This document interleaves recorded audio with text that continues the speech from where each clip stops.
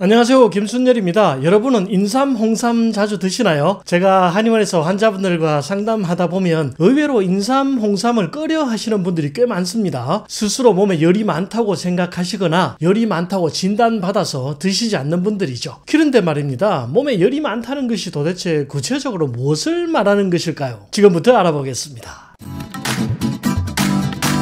사람은 체질이라는 게 있죠. 소음인, 태음인 같은 사상 체질이 아니더라도 좀 더 몸에 열이 많은 사람이 있고 좀 더 몸이 냉한 사람이 있습니다. 이것은 태어나면서 유전자에 타고나는 겁니다. 그럼 그냥 체념하고 살아야 하는 것일까요? 그렇지는 않습니다. 유전은 우리 인생의 30%만 영향을 미칩니다. 나머지 70%는 살아가는 환경에 따라 달라지죠. 사람의 유전자는 약 4만 개 정도 되는데요. 이게 태어나면서 모두 작동을 하는 것은 아닙니다. 어떤 것은 켜지고 어떤 것은 꺼져 있죠. 검은 머리 유전자가 켜지면 검은 머리가 되는 것이고요. 갈색 눈동자 유전자가 켜지면 갈색 눈동자가 되는 겁니다.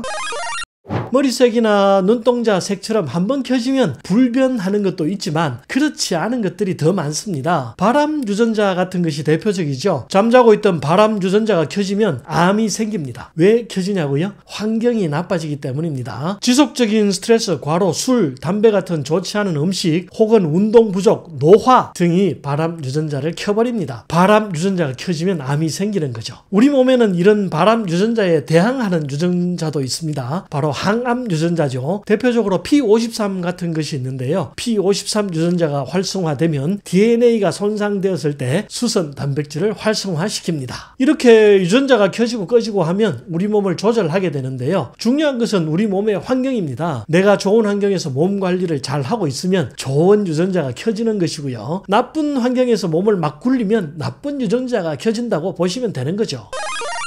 열성 체질, 냉성 체질 이야기하려고 유전자 이야기까지 했는데요. 우리 몸의 체질도 환경에 따라 바뀔 수 있다는 말입니다. 아무리 찬 체질을 가지고 태어났더라도 운동 열심히 하고 음식 조절 잘 하면 어느 정도까지는 찬 냉성 체질을 더운 열성 체질로 바꿀 수 있다는 말이죠. 그럼 열성 체질도 찬 체질, 냉성 체질로 바꿀 수 있냐고요? 사실 몸이 좀 따뜻한 사람은 그것을 차게 바꿀 필요가 없습니다. 왜냐하면 약간 열이 있는 편이 더 건강하기 때문이죠. 열이 있다는 것은 인체 대사가 활발하다는 것을 뜻하고 혈액순환이 잘 된다는 것을 뜻하고 면역력이 강하다는 의미이기도 하니까 말입니다. 하지만 항상 몸에 열이 많던 사람이 어느 날 갑자기 몸이 냉해지는 경우도 있죠. 이것은 내 몸에 뭔가 문제가 생겼다는 것을 말합니다. 뭔가 조치를 취하셔야 하는 거죠. 여러분은 열성 체질인가요? 냉성 체질인가요? 궁금한 점 있으시면 댓글로 남겨주십시오.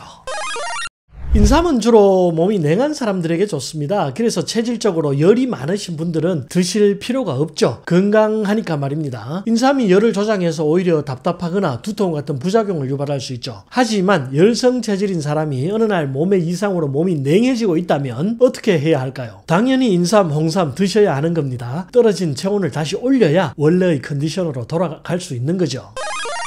어쨌든 인삼, 홍삼은 몸이 좀 냉한 사람에게는 최고의 보약입니다. 신진대사를 도와서 몸을 따뜻하게 해주고 혈액순환도 원활하게 해주고 면역력도 높여주니까 말입니다. 그런데 말입니다, 몸이 실제로 냉한데도 불구하고 스스로 몸에 열이 있다고 생각하시는 분들이 굉장히 많습니다. 상열하한의 증상을 가지신 분들인데요. 복부와 손발은 찬데 머리에는 열이 있으신 분들이죠. 상열하한의 증상은 크게 두 가지 경우에 나타납니다. 첫 번째 경우는 자율신경 실조증이죠. 자율신경에 문제가 발생하면 주로 교감신경이 과흥분하게 됩니다. 그래서 신경분포가 많은 흉상부 쪽, 가슴과 머리 쪽에 열이 심하게 나타나게 되는 거죠. 그래서 가슴이 답답하고 얼굴에는 홍조가 생기고 머리는 두통과 어지럼증이 나타납니다. 대신 심장에서 먼 손발과 부교감신경이 지배하는 복강의 혈액순환은 나빠집니다. 그래서 상열하한이 나타나게 되는 거죠. 이런 경우에는 인삼이 잘 맞지 않습니다. 오히려 열을 더 조장해서 증상을 악화시킬 수 있죠.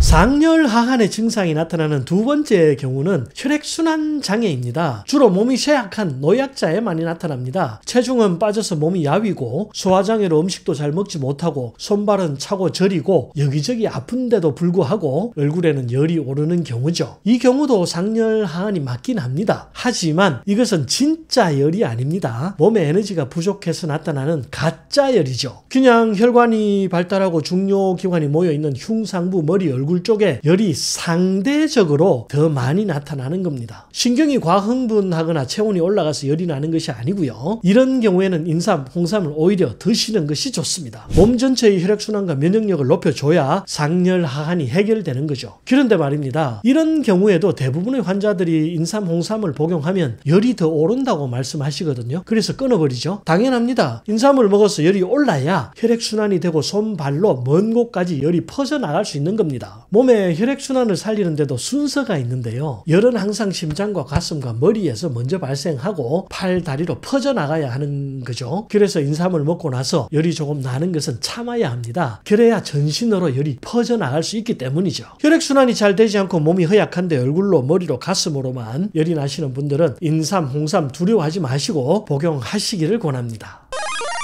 내가 기운이 있는 사람인지 아니면 내가 기운이 없는 사람인지를 구별하는 가장 좋은 방법이 있는데요. 그것은 목소리를 살피는 것입니다. 목소리가 쩌렁쩌렁 울려 나오면 기운이 있는 것이고요. 목소리가 작고 기어 들어가고 있으면 기운이 없다고 판단하시면 가장 쉽습니다. 인삼 대신 홍삼 먹으면 안 되냐고 물어보시는 분들도 많은데요. 홍삼도 좋습니다. 홍삼은 수삼이나 생삼에 비해서 면역력을 높이는 성분이 더 많이 들어있죠. 인삼에 열을 가하면 원래 인삼에 없던 진세노사이드 같은 성분들이 생겨납니다. 하지만 말이죠. 시중에 판매되는 홍삼 제품들은 되게 첨가물도 많고 또 홍삼 함량 자체가 그렇게 높지 않죠. 그래서 저는 그냥 수삼이나 생삼 사서 끓여 드시기를 더 많이 권하는데요. 인삼을 끓이는 과정에서 열을 가하면 홍삼에 있는 성분들이 생겨납니다. 그래서 굳이 비싼 홍삼 제품 구입해서 드시지 않아도 되는 거죠. 좀 귀찮긴 하지만 말입니다. 또 요즘은 새싹 인삼이라고 해서 인삼을 뿌리와 줄기와 잎을 한꺼번에 먹을 수 있는 제품도 판매되고 있죠. 사포닌 함량이 기존 인삼보다 더 높다고 하는데요. 가격도 엄청 저렴합니다. 새싹 인삼 구입하셔서 반찬 겸해서 복용하시는 것도 좋습니다.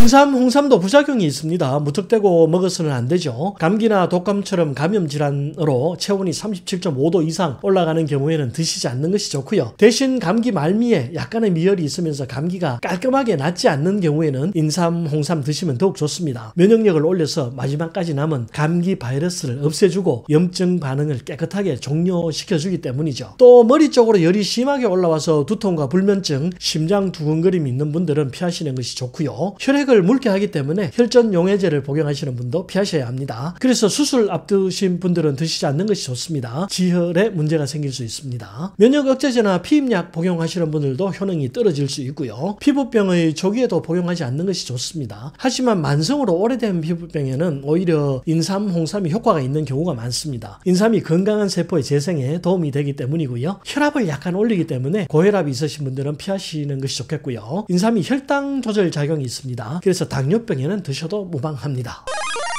인삼을 부작용 없이 안전하게 복용하는 방법도 있는데요. 인삼이나 홍삼 제품을 차게 해서 먹는 방법인데요. 인삼 제품을 시원하게 복용하시면 열독과 부작용을 줄여줍니다. 또 결명자나 알로에, 뽕잎과 같은 찬 성질의 약재를 곁들여서 복용하시면 인삼의 열독과 부작용을 약물 상호작용을 통해서 제거할 수 있습니다. 열이 많아서 인삼, 홍삼 복용을 두려워하셨다고요? 지금까지 내용 잘 숙지하시고 인삼과 홍삼의 효능 마음껏 보시기를 기원드립니다. 감사합니다. 아직 구독하지 않으신 분들은 구독 버튼 눌러주십시오. 더 좋은 내용으로 다시 찾아뵙겠습니다.